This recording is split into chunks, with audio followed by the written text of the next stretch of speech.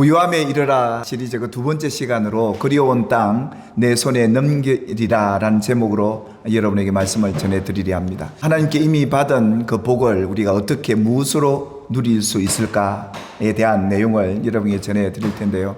신약에 예수님께서 제자들에게 이러셨죠. 너희가 복이 있다.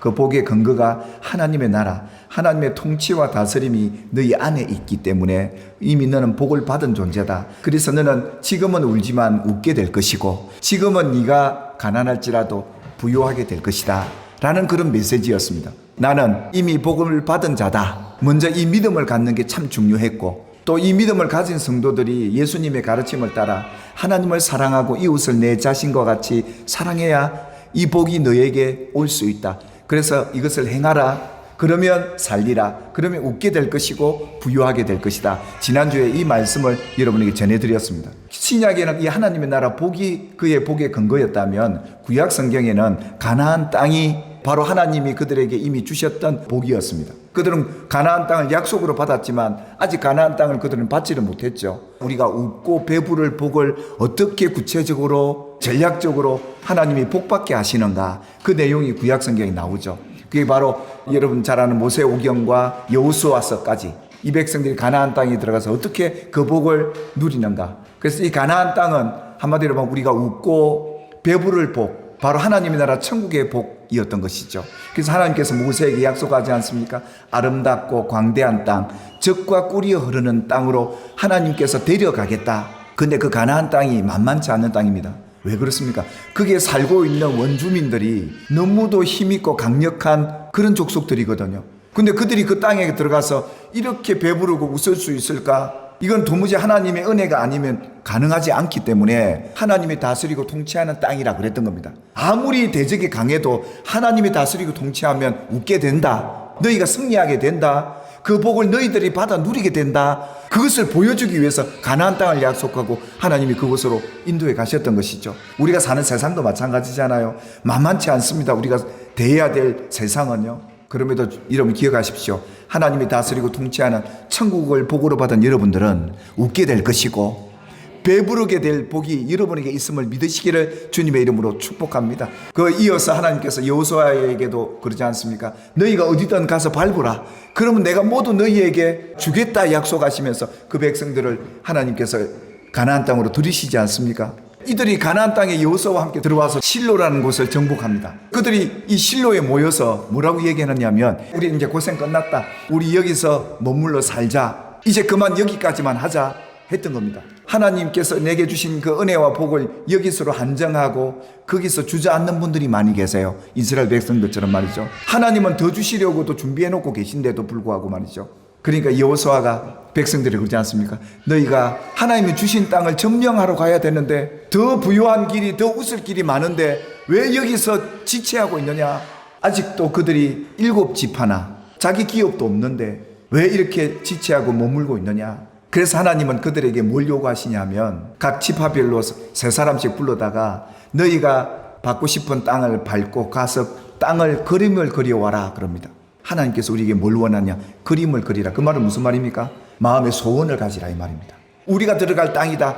그래서 그걸 생각하고 마음에 두고 기도하게 하나님은 그 그림을 그려오려 했던 겁니다. 그래서 그들이 그림을 다 이제 넣고 제비를 뽑아라 해서 각 지파별로 제비를 뽑은 이 땅들을 들고 땅을 분배를 받게 된 것이죠.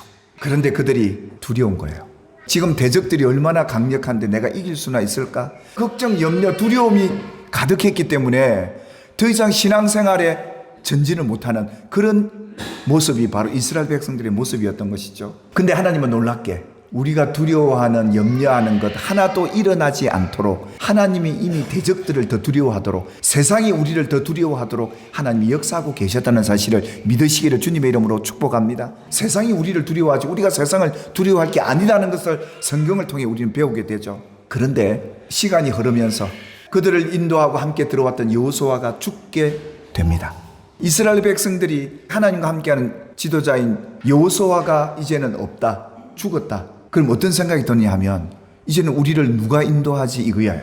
하나님의 그 약속을 받았음에도 불구하고 이제는 이러다가 망하겠구나 하는 생각이 그들에게 들었던 거예요. 그래서 이 백성들이 여호수아가 죽고 나니까 이제 야, 우리 하나님 말씀대로 순종하고 안 살면 언제 망할지 모른다. 언제 대적들이 일어나서 우리가 있는 이 실로를 쳐들어와서 지금 이 현실을 힘들게 할지 모르니까 하나님 앞에 기도하기 시작하죠. 그래서 하나님께 묻습니다. 뭐라고 묻느냐면 누가 먼저 가나안 족속과 올라가서 싸울까요? 유다 지파가 올라가라. 하나님이 명하세요. 그러니까 이 유다가 또 시므온과 함께 연합작전을 벌쳐서 전쟁하러 올라가게 되는데 승리를 맛보게 됩니다. 하나님께서 그러죠. 이 땅을 그의 손에, 유다의 손에 넘겨주리라. 그 약속을 하세요. 여러분, 우리가 하나님 말씀대로 순종해서 나가면요, 하나님은 우리에게 그 대적을 우리 손에 넘겨주신 줄 믿으시기를 주님의 이름으로 축복합니다. 그래서 우리는 이런 담력을 가져야 돼요. 이런 믿음을 가져야 돼요. 하나님이 우리 손에다가 그 문제를 맡겨주셨답니다. 넘겨주셨답니다. 우리가 그 문제를 해결하려고 하니까 안 되지만 하나님이 이걸 우리에게 넘겨주셨다는 거예요. 그러니까 우리는 이미 그걸 받은 거나 다름없는 것이죠. 근데 여러분 기억하셔야 합니다. 우리 손에 넘겨줬다는 말이 너 가만히 있으면 내가 줄게 이 말이 아니죠. 너희 손에 넘겨주었으니까 이제 네가 나가서 싸워야 된다 이 말이에요. 그래서 유다 지파와 시몬 지파가 올라가 싸우니까 어떻게 해요? 이긴 거예요. 마음에 소문을 두고 행해보라 이 말입니다. 하나님은 그 가운데 역사하신다. 또 한 가지는 뭐냐면 이 가나안 땅을 또 기업으로 받았는데도 불구하고 승리는 했는데 그 대적들을 다 쫓아내지 못했어요. 왜 그랬을까요? 하나님의 능력이 작았을까요? 하나님의 약속이 부족했을까요? 아니요. 이스라엘 백성들이 약해서 그래요. 그 두려움이 우리 안에 있는 거예요. 그러니까 못 쫓아내는 거예요. 근데 하나님은요, 너 왜 믿음 없어 이러지 않으세요. 그들을 나무라거나 책망하지 않으세요. 믿음이 강해질 때까지 하나님 기다리세요. 그래서 우리를 억지로 막 싸워서 문제 해결하게 하는 분이 아니라 우리가 믿음으로 강해질 때까지 기다리시며 우리를 지켜보고 계신 그 하나님의 사랑을 여기서 발견할 수가 있는데요. 그래서 우리가 어떤 일을 시작하면서요, 우리 계획, 우리 뜻이 아니라 하나님의 계획과 뜻을 먼저 묻는 이 습관들이 참 중요해요.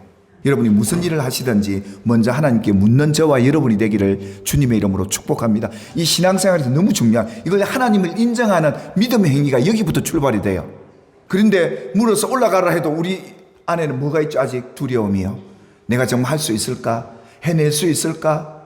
이런 두려움과 염려, 근심이 우리 안에는 여전히 남아 있는 것이죠. 여러분이 어떻게 원수를 사랑합니까? 어떻게 내 것을 남에게 선뜻 내어줄 수 있겠습니까? 이 쉬운 일 아니거든요. 이런 두려움, 약함들이 다 있어요. 그러니까 예수님께서도 제자들에게 강하고 담대하라. 내가 세상을 이겼다.